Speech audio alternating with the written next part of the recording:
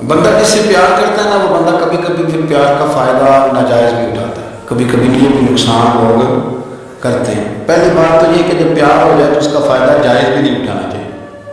جس نے فائدہ اٹھا لیا تو اس نے تو استعمال کیا۔ تو ہوتا ہے ہمارے گھروں میں کہ اگر بچہ اماں کے قابو میں تو پھر اماں جو دل کرتا کراتی ہے، اور جو اس کو کہہ دیتی ہے پھر وہ کہتا ہے ہو میری اماں واقع، اور وہ ڈنڈا اٹھا لیتا ہے، آؤ دیکھتا ہے نہ تو آؤ دیکھتا ہے۔ یہ بھی ایموشنل کرنا ہے، کر لیتے ہیں۔ بیٹی کو بھی پتہ چل جائے نا ابا میری بات مانتا ہے، تو وہ سارے بچے کہیں نا سیر کرنے جانا ہے تو ابا جی کو کون منائے گا، تو کہتے ہیں تجھے چپ کر جاؤ، ابا جی کو میں بات کروں، اسے پتہ ہے میرے سے پیار کرتا ہے، اب بات کو سمجھ لیں۔ یہ ایک ایموشنل کرنے کا طریقہ ہوتا ہے، لوگ کر لیتے ہیں، اور وہ بندہ چونکہ پیار کرنا ہوتا ہے تو پیار کرنے والا بہرحال کہیں نہ کہیں پھر قابو آ جاتا ہے۔ وہ استعمال بھی ہو تو ہو جاتا ہے، لیکن وہ بندہ ٹھیک ہوتا ہے کیونکہ وہ استعمال ہو بھی رہا ہے تو پیار میں رہا ہے، پیار میں ہو رہا ہے۔ سمجھ لیں میری بات کو۔ حضرت سعد بن نبی وقاص رضی اللہ تعالیٰ عنہ کا نا اپنی ماں سے بڑا پیار تھا، بڑا پیار تھا اپنی والدہ سے۔ تو حضرت سعد بن نبی وقاص کلمہ پڑھ گئے، اماں جی نے بھوک ہڑتال کر دی، اسے پتہ تھا کہ میرا پتر مجھ سے پیار بڑا کرتا ہے، میں نے بالآخر منوا لیا۔ تھوڑی سی آبادی تھی، ایک گھر کے اندر جو مسئلہ چھڑتا تھا نا اس کا سارے شہر کو پتہ چل جاتا تھا۔ اب کونوں میں گلیوں میں اب باتیں بھی ہونے لگی کہ وہ سعد کی ماں ہڑتال پہ بیٹھی ہوئی، بڑا مسئلہ ہے، اب پریشر بڑھنے لگا۔ صاحب بن نبی وقاص فرماتے ہیں کہ وہ جو میرے قریبی لوگ تھے نا صحابہ، وہ بھی مجھے کہنے لگے یار کوئی رستہ نکال، ہر چوک میں تیری بات ہوتی ہے۔ کہتے ہیں میں گھر جاتا تو گھر والے بہن بھائی بچے باپ سارے کہتے ہیں یار تیری ماں مر جائے گی، اب بہت بڑا ایشو ہے۔ ہم یہ کہہ دیتے ہیں کہ انہوں نے قربانی بڑی دی، لیکن آپ ذرا بات کو سمجھے نا کہ اماں بھوک ہڑتال پہ بیٹھ جائے، ایک انسان کہاں کھڑا ہو جائے گا؟ بدنامی الگ ہے، بحث الگ ہے، سیاںا بندہ مالدار بازار قبیلے والا۔ حضرت سعد بن نبی وقاص کی ماں نے 3 دن تک روٹی نہیں کھائی، پانی نہیں پیا، بے ہوش ہو گئی۔ اب جب بے ہوش ہوئی تو شور پڑا، سارا محلہ جمع ہو گیا، اب سارے لوگ کھڑے اور بچہ کو ہے جو ماں کی بڑی ماننے والا ہے۔ اماں کے اوپر لوگوں نے پانی شانی ڈالا، ہوش آئی تو حضرت سعد بن نبی وقاص قریب آئے، کہنے لگے اماں ایک بات کروں گی۔ اماں بھی بڑی مشکل سے اٹھ کے بیٹھ گئی کہ پتر ماننے لگا میرا۔ لوگ بھی کھڑے ہو گئے، مسکراہٹ بھی ہونے لگی کہ لوگوں نہ کوئی بات ہونے لگی۔ اماں کہتی ہے کلمہ چھوڑ دے پھر مانوں گی۔ حضرت سعد بن نبی وقاص کہنے لگے اماں سن میری بات، 3 دن ہو گئے، مکے کا کوئی کونا کھدرا ایسا نہیں جس میں میری تیری باتیں نہ ہوئی، اور قبیلے کا علاقے کا کوئی شخص نہیں، لوگوں نے بڑی باتیں کی، اور لوگ جب باتیں کرنے پہ آتے ہیں پھر اوپر تک جاتے ہیں۔ یہ بھی کہا کہ کیا دین یہ سکھاتا ہے کہ ماں بھوکی مر جائے؟ یہ بھی لوگوں نے کہا میں نے ہر شے سنی برداشت کی، اماں تو میری بات کان کھول کے سن لے۔ ماں کہنے لگی وہ کیا؟ حضرت سعد کہنے لگے پیدا مجھے تو نے کیا ہے، 9 ماہ تیرے پیٹ میں رہا اور روٹی تیرے ہاتھ سے کھائی ہے، تجھ سے زیادہ بہتر مجھے کوئی نہیں جانتا، ماں سن تیری کتنی جانیں ہیں؟ اماں کہنے لگی 1، تو حضرت سعد فرمانے لگے تیری 1000 جان بھی ہو نا تو ایک ایک کر کے ساری نکل جائے تو میں محمد عربی کا کلمہ پھر بھی نہیں چھوڑوں گا۔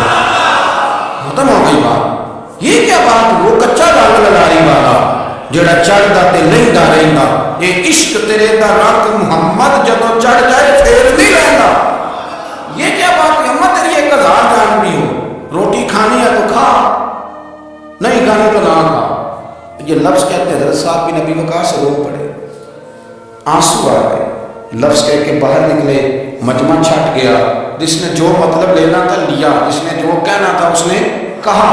حضرت صاحب چلے گئے، شام کو گھر آئے تو اماں روٹی کھا رہی تھی، تو حضرت صاحب فرماتے ہیں کہ محلے کی بیویاں کہنے لگی روٹی کیوں کھا رہی ہو؟ تو ماں رو پڑی، کہنے لگی پتر میرا ہے، میں نے پیدا کیا ہے، میرے پتر نے کبھی ضد نہیں کی، اس کے دل میں کچھ ہے اتر گئی ہے، کوئی ہے، کوئی کچا پکا جذبہ ہوتا تو میں تو 2 آنسو بہاتی تھی تو میرا پتر لوٹ آتا تھا، پر کسی رستے کا مسافر بن گیا، اب کہیں پہنچ گیا ہے اور میں اس کا درد سمجھ گئی ہوں، جہاں گیا ہے وہاں سے یہ لوٹ سکتا۔ آپ سمجھیں اتنا تگڑا ایمان جن لوگوں کا، ان کے بارے میں لوگ ڈسکس کریں، ان کو نا قرآن پاک نے بطور نمونہ بیان کیا ہے۔ اللہ فرماتے ہیں ایمان اس طرح کا جس طرح میرے نبی کے صحابہ کا۔ یہ منافقوں کی بات ہو رہی ہے پہلے سے بارے میں، وَإِذَا قِيلَ لَهُمْ آمِنُوا كَمَا آمَنَ النَّاسُ، جب ان سے کہا جائے کہ ایمان اس طرح لاؤ جس طرح میرے نبی کے صحابہ لائے، قَالُوا أَنُؤْمِنُ كَمَا آمَنَ السُّفَهَاءُ، تو وہ کہتے ہیں اس طرح ایمان لائیں جیسے بیوقوف لائیں، یہ تو بیوقوف ہے ہر شاید نبی پاک پہ قربان کرنا۔ تو اللہ فرماتے ہیں الا انہم ہم السفہاء، خبردار ہو جاؤ میرے نبی پاک کے غلاموں کو بیوقوف کہنے والوں، تم بیوقوف ہو۔ اللہ کہتا ہے تم پاگل ہو بیوقوف ہو، اللہ انہیں پاگل کہتا پاک کے صحابہ کو پاگل کر، اللہ انہیں پاگل کر دے۔ یہ معیار ایمان ہے۔ قرآن نے کہا ایمان اس طرح کا جس طرح کا نبی پاک کے وَإِذَا قِيلَ لَهُمْ آمِنُوا كَمَا آمَنَ النَّاسُ، ایمان اس طرح لاؤ جس طرح میرے نبی پاک کے صحابہ ایمان لائے ہیں اس طرح۔ حضرت عبداللہ ابن عمر رضی اللہ تعالیٰ عنہ فرمایا کرتے تھے جو دن بھی طلوع ہوتا ہے نا وہ اعلان کرتا ہے، وہ اعلان کرتا ہے اور کہتا ہے بھئی اگر کوئی کام کرنا ہے تو کر لو، میں آج آیا ہوں، آج کے بعد میں دوبارہ نہیں آؤں گا۔ قیمتی ہیرے ہیں زندگی کے لمحے، ان کو ضائع نہ کریں۔ بس کر دیں بڑا ہو گیا سوشل میڈیا، بس کر دیں بڑی ہو گئی خبریں، اور بس کر دیں بڑے ہو گئے فضول تبصرے، اور بس کر دیں۔ امام مسلم رحمۃ اللہ تعالیٰ علیہ جنہوں نے مسلم شریف لکھی ہے، امام صاحب کا وصال زیادہ کھجوریں کھانے سے ہوا تھا۔ ایک حدیث تلاش کرنے تھے تو کھجوروں کا ٹوکرا پاس رکھ لیا تو کتابیں بھی ٹٹولتے رہے اور کھجوریں بھی کھاتے رہے۔ صبح حدیث بھی مل گئی اور ٹوکرا بھی خالی ہو گیا، پر کھجوریں اتنی زیادہ کھالی تھی کہ وصال کر گئے۔ کسی نے ان سے کہا کہ روٹی نہیں آپ کھاتے، زیادہ کھجوریں کیوں کھاتے ہیں؟ تو آپ فرماتے ہیں میرا کام ہے حدیث تلاش کرنا، میرا کام ہے حدیث کی سند پر بات کرنا، مسلمانوں کو صحیح اسناد کے ساتھ ان کے پیارے نبی صلی اللہ علیہ وسلم کی خوبصورت باتیں ان تک پہنچانا۔ تو فرماتے تھے روٹی کھاؤں نہ تو مطالعے میں فرق آتا ہے، روٹی توڑنے پر بھی توجہ جاتی ہے، پھر سالن لگانے میں توجہ جاتی ہے، تو کھجور جو ہے یہ منہ میں رکھ کے نہ تو پڑتا بھی ساتھ ساتھ رہتا ہوں۔ تو روٹی کھانے اور کھجور کھانے میں مجھے فائدہ یہ ہوتا ہے کہ کھجور کھاتے کھاتے میرا دین کا کام جاری رہتا ہے۔ اپنے اوقات کو ضائع نہیں کریں۔ آپ وہ کتابیں جو ہمارے بزرگ لکھ گئے وہ ہم سے ساری پڑھی نہیں جا سکتی، ان کے وقت میں برکت تھی، ہم نے بڑا ٹائم ضائع کر لیا ہے، اس کو ضائع نہ کرو۔ ایک تو کوئی چیز فضول نہیں، اپنے اوقات کو بچائیں، جو ٹائم بچ جائے وہ ذکر الہی میں لگا دیں، تلاوت قرآن میں لگا دیں، اللہ کی عبادت میں لگائیں۔ پڑھنے اور لکھنے میں وقت کو آپ یقین کریں بہت سارے لوگ ہیں فارغ ہیں، کبھی کبھی بڑا اہم اور ضروری کام کرنا ہوتا ہے تو بعض دوست ملنے کے لیے آ جاتے ہیں۔ اب ایک ریسرچ جاری ہے، میں ایک تفسیر کو دیکھ رہا ہوں، مجھے ایک بڑا اہم کام کرنا ہے، ایک دوست ملنے کے لیے آیا ہے اور اس سے پوچھا صاحب آپ کیسے ہیں؟ کہنے لگا میں فارغ تھا تو میں نے کہا چلو پیر صاحب کے پاس چلتا ہوں۔ تو میں اس سے یہ کہہ رہا ہوں کہ میاں جب میں فارغ ہوں گا تو تب آپ کو آنا چاہیے تھا، آپ اس کو وقت گزارنے کا ذریعہ تو نہ سمجھیں، اور پھر اگر آپ آئے ہیں تو آپ کو علمی بات کریں، آپ کو دین کی بات پوچھیں، میں آپ کے ساتھ ڈسکس کروں۔ آپ اگر آ کے اپنے محلے کے کونسلر کی بات چھڑیں گے تو نہ وہ ہمارے کہنے سے سیدھا ہوا ہے اور نہ اس نے ہونا ہے۔ تو ہم نے فضولیات میں، ابحاث میں، بحثوں میں الجھ کا ٹائم ضائع کیا۔ پلٹ کے دیکھو زندگی میں کتنا وقت ضائع ہوا ہے، یہ کبھی دوبارہ ہمارے ہاتھ یہ کبھی ہاتھ نہیں آئے۔ میرے نبی پاک علیہ السلام نے فرمایا جنتی کبھی افسوس نہیں کریں گے، پر اس بات پر جنتی بھی افسوس کریں گے کہ یار وہ 4 لمحے ضائع کیوں ہو۔ حضرت عبداللہ ابن عمر گزر رہے تھے تو ایک قبر پر نظر پڑی آپ کی، تو آپ نیچے اتر آئے گھوڑے سے، تو تھوڑا سا سائڈ میں مصلی بچھایا، 2 رکعت نماز ادا کی، پھر سفر شروع ہوا۔ تو آپ کے خادم جو ساتھ تھے وہ عرض کرنے لگے حضور آپ کی اس بات کی سمجھ کوئی نہیں آئی کہ آپ اپنے گھوڑے سے اترے اور صرف 2 رکعتیں پڑھی اور چل دیے۔ تو آپ فرمانے لگے کہ میں جب گزر رہا تھا تو میرے دل میں خیال آیا کہ یہ جو قبر میں لیٹا ہوا ہے نا یہ تو ترس گیا ہوگا کہ مجھے 2 رکعتوں کا وقت ہی مل جائے۔ حضرت عبداللہ ابن عمر کہتے ہیں میرے ذہن میں خیال آیا کہ قبر میں لیٹ کے ترس رہا ہوگا کہ مجھے 2 رکعتوں کا، لیکن یہاں تو لوگوں نے میرے بھائی 6 گھنٹے گردنے تھک نہیں موبائل پہ جھکی، لیکن محمل اور فضول اور کوئی معنی نہیں اور کوئی مقصود نہیں، اور اس نے یہ کہہ دیا اس نے وہ کر دیا اور اس نے یہ آج کل جو بیماری چلی ہے نا اس سے سب سے زیادہ نفسیاتی مریض وہ لوگ بن رہے ہیں جن کا تعلق موبائل اور خبروں سے زیادہ ہے۔ اور اگر میں کہہ دوں کہ 90% لوگوں کا تعلق ہے اس کے ساتھ تو میری بات غلط تو نہیں، کیونکہ ہر وقت ہم کسی کو دیکھتے رہتے ہیں ادھر یہ ہو گیا ادھر وہ ہو گیا ادھر ایسے ہو گیا، تو وہ چیزیں ہماری نفسیات کو، گھروں کے اندر بیٹھے بہت سارے لوگ بیمار ہو گئے اور ذہنی مریض بن گئے۔ کیوں؟ اس لیے کہ انہوں نے اپنا دل نہ قرآن پاک میں لگایا، نہ تلاوت میں لگایا، نہ وظائف میں لگایا نا، ہماری طبیعت ہے یہ کام کرنے کی، تو الٹا سیدھا سوچ ساچ کے تو ہم الجھ جاتے ہیں۔ یہ گھروں میں جھگڑے زیادہ کیوں ہوتے ہیں کہ بہو ذکر نہیں کرتی اللہ کا، ساس کے خلاف ہی سوچتی رہتی ہے، اور ساس ناراض نہ ہو، ساس و سسر جن کی عمر اب اتنی زیادہ ہو گئی ہے کہ اگلا اسٹیج دنیا سے جانے کا ہی ہے، وہ بھی اتنی توجہ کرتے ہیں کہ یہ میرا بیٹا کیا آج شام کو مٹھائی کا ڈبہ لایا ہے کہ یہاں وہ بالٹے سیب لایا ہے۔ اگر ساری توجہ ادھر دینی تھی تو اس سے زیادہ بہتر نہیں تھا کہ مسئلے کو وقت دیتے۔ اتنی باریکی سے لوگوں کا خیال نہ رکھیں، اپنا خیال رکھیں۔ سارے لوگ ہی حکمت والے تھے، سارے لوگ ہی شان والے تھے، حضور کے ہر صحابی کی بڑی عظمت ہے۔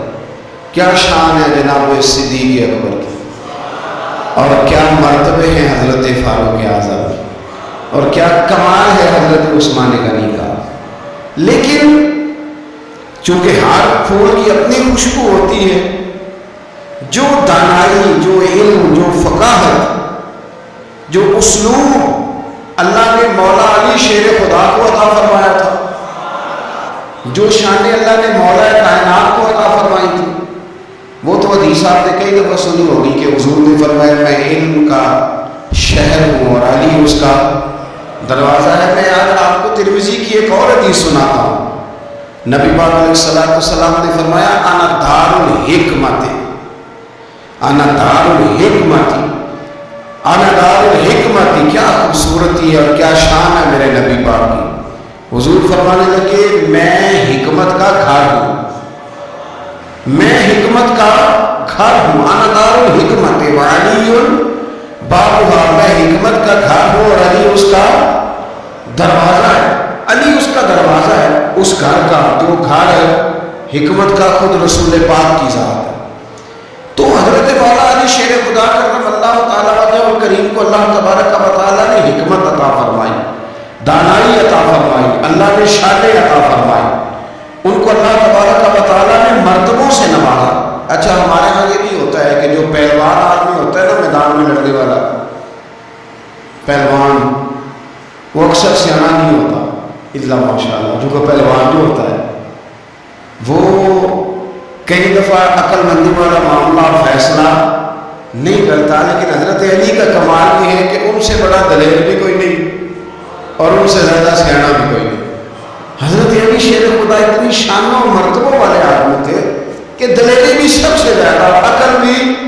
حضرت عبداللہ بن مسعود رضی اللہ تعالیٰ عنہ فرماتے ہیں کہ اگر حکمت کے 10 حصے لیے جائیں نا دانائی کے، تو اللہ نے 9 حصے مولا علی کو عطا فرمائے اور ایک حصہ باقی ساری کائنات کو عطا فرمایا۔ بڑے فہم والے، فراست والے، دانا۔ ایک بندہ آ گیا غیر مسلم تھا، تو کہنے لگا میرے کچھ سوالوں کے جواب ہے پر کسی نے دیے نہیں کبھی۔ پہیلیاں ہوتی ہے نا کچھ لوگوں کے، سوال اور ہوتا ہے پر پہیلی تو بعض لوگ پہیلیاں، لیکن ان کو اللہ فہم کی دولت دے نا، ان کے سامنے بھی پھر کوئی پہیلی نہیں رہتی، کوئی راز نہیں رہتا۔ تو جب اس نے آ کے بہت بڑا دعویٰ کیا ہے اگر کوئی میرے سوال کا جواب دے تو میں مان جاؤں، تو پھر مسلمانوں نے کہا کہ نہیں، تو نے بڑا ہی دعویٰ کر دیا، تو شے کوئی نہیں، وہاں تو بڑے بڑے مان گئے۔ تو آپ ہمارے ساتھ حضرت مولانا شیر خدا کے پاس لے گئے، تو اس نے بڑے بڑے مشکل سوال کیے۔ پہلی بات وہ کہنے لگا مجھے جو ایسے دوست بتائیں جن میں کبھی لڑائی نہیں ہوئی، تو حضرت علی کہنے لگے تو بڑے دعوے کر رہا تھا کہ میں بڑے لمبے سوال پوچھوں گا۔ وہ 2 دوست جن میں کبھی لڑائی نہیں ہوئی وہ جسم اور روح ہیں بھی کٹھے ساتھ رہتے، دوست بھی ہیں، پر کبھی آپس میں لڑائی، بڑے بڑے گناہ کرتا ہے، جسم پر روح ناراض نہیں ہوتی، وہ ساتھ رہتی ہے۔ اس کی آنکھیں کھل گئی، اس کو تو کبھی جواب ہی نہیں ملا تھا۔ کہنے لگا اچھا وہ 2 ایسے دوست پھر بتائیں جن میں کبھی صلح نہیں ہوئی، تو فرمایا وہ موت اور حیات ہے۔ جب موت آتی ہے تو پھر زندگی باقی، ان کی صلح نہیں ہو سکتی، اکٹھے رہ نہیں سکتے۔ اللہ اکبر۔ وہ کہنے لگا یہ تو کمال ہو گئی، وہ ذہن کھل گیا۔ کہنے لگا جی اور پوچھ لوں؟ فرمایا تیرا ہی دعویٰ تھا 2 پوچھنے، میں تیار ہوں، تو 100 بھی پوچھ۔ کہنے لگا وہ بی بی جس نے چند لمحوں میں بچہ پیدا کر دیا، فرمایا یہ بھی کوئی مشکل بات ہے؟ وہ حضرت مریم ہے، 1 منٹ میں حاملہ ہوئی تھی، اگلے منٹ میں اللہ تعالیٰ نے انہیں تھوڑی سی تکلیف سے گزارا اور اگلے منٹ میں حضرت عیسیٰ پیدا ہو گیا، کوئی مشکل بات ہے؟ کہنے لگا کہ وہ 2 چیزیں جو حرکت نہیں کرتی, فرمایا یار جلدی پوچھ, ٹائم نہ ضائع کر, جلدی پوچھ. وہ دو چیزیں جو حرکت نہیں کرتی وہ زمین آسمان ہے. اس نے کہا وہ دو چیزیں جو ٹھہرتی نہیں, فرمایا وہ سورج اور چاند ہے جو حرکت ہی کرتے رہتے. کہنے لگے اچھا وہ بتائیں گے جو کھا تو بڑا کچھ کیا پر پیا اس نے کچھ بھی نہیں. تو حضرت علی فرمانے لگے وہ حضرت موسیٰ علیہ السلام کا عصا ہے, جادوگروں کے سانپ سارے کھا گیا پر پانی کا گھونٹ بھی نہیں پیا. حد ہو گئی. وہ شخص کہتا ہے علی کے جواب میں, مولا علی شیر خدا کے جوابات میں میرے اندر ہجان پیدا کر دیا. میں نے فوراً کہا بتائیں وہ شخص جو کوئی شے نہیں. تو حضرت علی کہنے لگے جو میرے نبی کا کلمہ نہ پڑھے وہ کوئی شے نہیں. کہنے لگے وہ بتائیں جو بڑی شے ہو. فرمایا جو چاہے کہ اس کی عزت کعبے سے بھی زیادہ ہو جائے اور وہ بڑی شے بن جائے تو وہ محمد عربی کا کلمہ پڑھ جائے. گنجا تھا, کوئی شے نہیں تھی, سر پہ بال بھی نہیں تھے, رویا کرتا. اللہ تعالیٰ نے فرشتے کو بھیجا, تجھے کیا چاہیے؟ تو کہنے لگا بال آ گئے اور تھوڑا مال آ گئے. فرشتے نے ہاتھ پھیرا تو بال بھی آ گئے تو بکریاں بھی آ گئی, لائنیں لگ گئی, مال ہی مال ہو گئی. دوسرے کے پاس گیا, وہ کوڑا تھا, اس کو جا کے کہا کیا چاہیے؟ کہنے لگا شفا ہو جائے اور کچھ اللہ تعالیٰ آسانی کر دے. شفا بھی ہو گئی, گائے بھی دے دی, بھینسیں بھی دے دی, مال ہی مال ہو. پھر ایک کے پاس گیا, وہ اندھا تھا, تجھے کیا چاہیے؟ اس نے کہا آنکھیں مل جائیں اور کچھ ساتھ اللہ مال دے دے. اونٹ ہی اونٹ ہو گئے. جب بڑا نواز دیا تو پھر مالک نے امتحان لینے کا ارادہ کیا. یاری تیری سونا ہے پر آزمائشاں میں تیریاں آگ, آزمائشاں تیریاں, صحیح کہہ رہا ہوں, آزمائشاں تیریاں, یاری تیری سونا ہے پر آزمائشاں تیریاں. اے سونا پرکھیا جان دئی پہلو نہ لگا دے لاگ. اللہ نے فرمایا آزمائش کرو. سب سے پہلے گنجے کے پاس آئے, اسے کہا اللہ کے رستے میں کچھ دے. کرنے لگا میرے خرچے ہی بڑے, دیکھو تو صحیح کتنی مشکل میں وقت گزارتا ہوں, حال ہی کوئی نہیں. تو اس نے کہا میں نے تو سنا ہے تو گنجا اور بھوکا ننگا تھا. کرنے لگا میں تو جلدی پشتی رہی سے آ جاؤں, تجھے کس پاگل نے کہا ہے بھاگ جا. اس نے کہا اچھا جیسے تو تھا ویسے ہی ہو جائے. کھیت کھلیان اجڑ گئے, پھر سے گنجا ہو گیا. حضور علیہ السلام فرمانے لگے, پھر وہ اس کے پاس گیا جو کوڑا تھا, اسے کہا کچھ دے. کہنے لگا خرچے ہی بڑے, اب پوچھ لیں کسی امیر آدمی سے کہ اگر چکی کے نیچے ہاتھ ہے میرا, میرے سے زیادہ تو پریشان بندہ ہی کوئی نہیں. کیا بتاؤں آپ کو, اتنا ٹیکس ہے, اتنا جرمانہ ہے, فلانی شے, بڑا کچھ گنواتے ہیں. اس نے کہا میں نے تو سنا تو پہلے کوڑا تھا. اس نے کہا اچھا دوڑ جا, میں تو رئیس اعظم ہوں, دادا بھی پردادا بھی اور ساری نسل بھی. اس نے کہا اچھا جیسے تو تھا ویسے ہی ہو جائے. پھر وہ گیا اندھے کے پاس اور جا کے کہا اللہ کے نام پہ کچھ دے. تو وہ کہنے لگا رب کے نام پہ, یہ کھڑے ہیں اونٹ جتنے تیرے دل کرے لے جا. اس نے کہا کیا مانا اس بات کا؟ کہنے لگا یار تجھے کیا بتاؤں, میں تو اندھا تھا, میں نے تو کبھی دنیا دیکھی نہیں تھی. پھر اس کریم نے فضل کیا تو مجھے بڑا کچھ دکھایا. میں کیا بتاؤں, میرا دل کر رہا کہہ دوں کہ پھر اس نے کعبہ دکھایا, پھر اس نے روضہ رسول دکھایا, پھر اس نے ریاض الجنہ کے سجدے دکھائے, پھر اس نے اپنے محبوب کے دروازے کی رونقیں دکھائیں. اس نے بڑا کچھ دیا, اس نے بڑا نوازا. میرے پاس تو شاید میں بدکار پرانا خادم, کسے در ملی نہ ڈوئی. واصف یار نے نظر جو کی تھی پھر واصف ہی ہوئی. یہ تو اس کا کرم ہوا. تو یہ وہ کہنے لگا تو اللہ کے نام پہ جان مال میں وہ بھی دینے کو تیار. میرے پاس تو شے کوئی نہیں تھی, مجھے تو اپنا پتہ ہے, میں تو کوئی شے نہیں تھا, کچھ نہیں تھا میرے پاس. یہ تو ان کا کرم ہے کہ وہ ان کا ادھر ہے. اور مختصر سی میری کہانی ہے, یہ جو بھی ہے ان کی مہربانی ہے. تو وہ کہنے لگا میں بھی کچھ لینے نہیں آیا تھا, تیری آزمائش ہی کرنے آیا تھا. تیری عزتیں بھی سلامت رہیں گی, تیرا مال بھی سلامت رہے گا, تیری شفا بھی. اپنی زندگی میں کبھی بھی اللہ کی بارگاہ سے توجہ ادھر ادھر نہ کریں. چھوڑیں لوگ کیا کرنا ہے, دنیا کیا کہے, کبھی اپنی توجہ دار. ہمارا یہ مسئلہ بن گیا کہ ہماری سیاست ہے, ہماری دنیا داری ہے, ہم بندوں کو راضی کرنا چاہتے ہیں. ہم دیکھتے ہیں کون کس طرح, اور آپ یقین کریں آپ تھک جائیں گے, بندے راضی نہیں ہوں گے, وہ نہیں راضی ہوتے. آپ ان کو منا کے لائیں گے تو ادھر والے نکل جائیں گے, ادھر کو منائیں گے تو ادھر والے نکل جائیں گے. اس چکر سے باہر آئیں, اس رب کو راضی کریں جو فرماتا ہے ان الذین آمنوا وعملوا الصالحات سیجعل لهم الرحمن ودا. فرمایا تو ایمان لانے کے بعد نیک عمل کر, میں لوگوں کے دلوں میں تیری محبت پیدا کر دوں گا. رحمان لوگوں کے دلوں میں محبت ڈال دے گا. اللہ لوگوں کے دلوں میں. اپنی نظر ہمیشہ اپنے رب پہ رکھے. اتنی لمبی چوڑی دنیا داروں سے امیدیں نہ وابستہ کریں. میں نے دیکھا ہے لوگ کا سمے سے کرتے ہیں, کبھی کبھی اس کے دروازے پہ کبھی اس کے دروازے پہ، ان چکروں سے باہر آئیں اور اپنے رب کی بارگاہ کی طرف توجہ کریں، استغفار شوق سے پڑھا کریں۔ اور اکیلے میں نا، اکیلے میں رئیس المتکلمین مولانا نقی علی خان صاحب رحمۃ اللہ نے لکھا ہے کہ فرعون 500 سال حکومت کر گیا۔ فرماتے اصل وجہ یہ تھی کہ دنیا جب سو جاتی تھی نا تو اوپر چادر لے کے تو مصلی پہ بیٹھ جاتا تھا اور ہاتھ باندھ کے کہتا تھا رب تو ہی ہے، میرا پردہ نہ کھول، مالک تو ہی ہے، کرم نوازی کرنا، میری پکڑ نہ کرنا۔ وہ بےمان ہو کے اگر 500 سال ہاتھ باندھے تو گزارا کر لیتا ہے تو ایماندار ہے، پر مسئلہ یہ ہے کہ تو رات کو بکل مار کے ہاتھ نہیں نہ باندھتا، تو منت نہیں کرتا، تو استغفار نہیں کرتا، توبہ کرے تو بچے رہے۔ وہ اتنی لمبی حکومت کر گیا چونکہ رات کو کہتا تھا مالک رب تو ہی ہے، لیکن مہربانی فرما، میری پکڑ نہ فرما، تو اللہ نے تو اس کو مہلت دے دی۔ کافروں کو آدمی مہلت دی ہوئی نہیں رب نے۔